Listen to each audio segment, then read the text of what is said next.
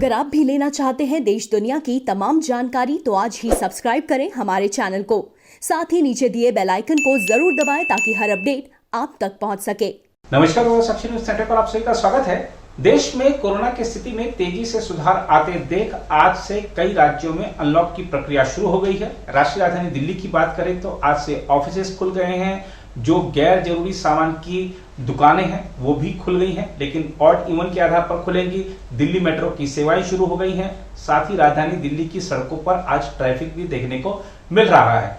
दिल्ली के हालात के बारे में आपको विस्तार से जानकारी देंगे। साथ ही बात करेंगे महाराष्ट्र की, जहां पर आज से नियमों के तहत अनलॉक की प्रक्रिया शुरू हो गई है। क्या है खास तौर से मुंबई के हालात, इस पर भी विस्तार से आपको जानकारी देंगे। साथ ही देश में पिछले 24 घंटे में जो कोरोना के संक्रमण के नए मामले सामने आए हैं उस पर भी आपको स्वास्थ्य मंत्रालय के आंकड़ों से अवगत कराएंगे। हम आपको बता दें कि पिछले 24 घंटे में 1 लाख से कुछ ज्यादा नए मामले सामने आए हैं और 2427 और लोगों की पिछले 24 घंटे में मृत्यु हो गई है। इस पर भी विस्तार से जानकारी देंगे। साथ ही बात करेंगे ब्रिटिश परिवार में आए एक नन्हे मेहमान की, इस पर भी आपको विस्तार से जानकारी देंगे। लेकिन सबसे पहले बात करते हैं राष्ट्रीय राजधानी दिल्ली की।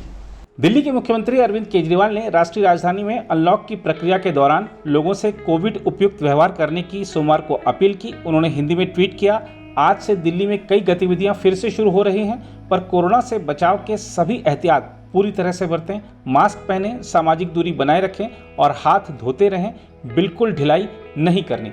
मुख्यमंत्री ने कहा, कोरोना संक्रमण से बचकर भी रहना है और अर्थव्यवस्था को फिर से पटरी पर भी लाना है।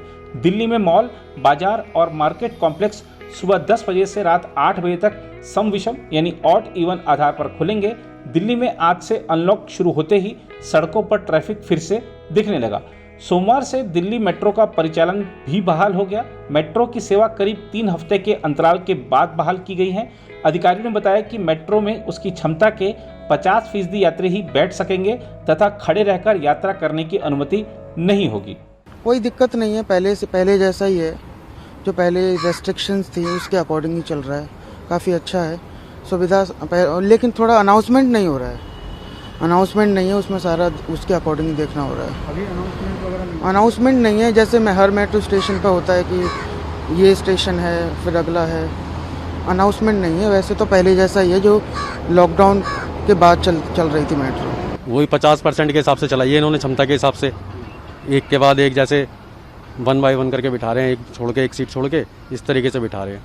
लेकिन ठीक है, ज़्यादा भीड़ भड़का नहीं है, स्टैंडिंग भी कम ही है। बदलाव तो वही है जैसे पिछली बार लॉकडाउन खुला था, सेम वही है, कोई अलग से कुछ स्पेशल नहीं। मेरे को वैसे ही लग रहा है जैसे पहले था, कोई खास नहीं है। खास का मतलब ये है कि इतना चेंज है कि मतलब डिस्टेंस से हम लोग आते जाते हैं और डिस्टेंस उसमें भी जो है मतलब उसमें भी डिस्टेंस के ही हिसाब से चलते हैं, दूरी बना के चलते हैं मेट्रो में भी और वैसे भी। उधर भारत में कोविड-19 के 1,636 नए मामले सामने आने के बाद देश में कोरोना वायरस संक्रमितों की संख्या बढ़कर 2,89,09,975 हो गई। वहीं उपचाराधीन मरीजों की संख्या कम होकर 14,01,609 हो गई है। केंद्रीय स्वास्थ्य मंत्रालय की ओर से सुबह 8 बजे जारी किए गए आंकड़ों के अनुसार 2,427 और लोगों की संक्रमण से मौत के बाद मृतक संख्या बढ़कर 3,49,186 हो गई। पिछले 45 दिनों में संक्रमण से मौत के ये सबसे कम मामले सामने आए हैं। इससे पहले 6 अप्रैल को 24 घंटे में संक्रमण के 96,982 नए मामले सामने आए थे। आंकड़ों के अनुसार पिछले 24 घंटे में जिन 2,427 लोगों की मौत संक्रमण से हुई, उनमें से महाराष्ट्र के 618, तमिलनाडु के 434, कर्नाटक के 320, केरल के 227 और पश्चिम बंगाल के 107 लोग शामिल थे। महाराष्ट्र की ही बात करें तो रविवार को राज्य में मृतकों की संख्या बढ़कर 1 लाख के पार हो गई। राज्य में संक्रमण से अब तक 1,130 लोगों की जान गई है। राज्य सरकार की अनलॉक योजना के तीसरे चरण में मुंबई से आज से रेस्तरां, गैर जरूरी सामान वाली दुकानें और सार्वजनिक स्थल खोल दिए गए, लेकिन मॉल, सिनेमाघर और मल्टीप्लेक्स बंद हैं। बीएमसी द्वारा जारी नए दिशा निर्देशों के मुताबिक लोकल ट्रेनों में खास श्रेणी के लोग ही यात्रा कर पाएंगे। महाराष्ट्र सरकार ने एक अधिसूचना जारी कर कहा था कि लोकल ट्रेनें चिकित्सा, कुछ जरूरी सेवाओं और महिलाओं के लिए उपलब्ध रहेंगी, लेकिन निगम प्रशासन को जरूरत के हिसाब से अतिरिक्त पाबंदी लगाने का अधिकार दिया गया है। बीएमसी ने अपने हालिया आदेश में महिला श्रेणी को हटा दिया है, जिसमें कहा गया है कि उपनगरीय ट्रेनों में केवल चिकित्सक और कुछ जरूरी सेवा के लोग ही यात्रा कर सकेंगे। इसलिए आज जब मुंबई में अनलॉक की प्रक्रिया शुरू हुई तो बस स्टैंडों पर अच्छी खासी भीड़ देखी गई। बसों में किसी भी सवारी को खड़े होने की इजाजत नहीं है। मुंबई में आज से सार्वजनिक स्थल और मैदान हर दिन सुबह 5 बजे से रात 9 बजे तक खोले जा सकते हैं। निजी कार्यालयों में कामकाजी दिनों में 50% क्षमता के साथ शाम 4 बजे तक कार्य कर सकते हैं।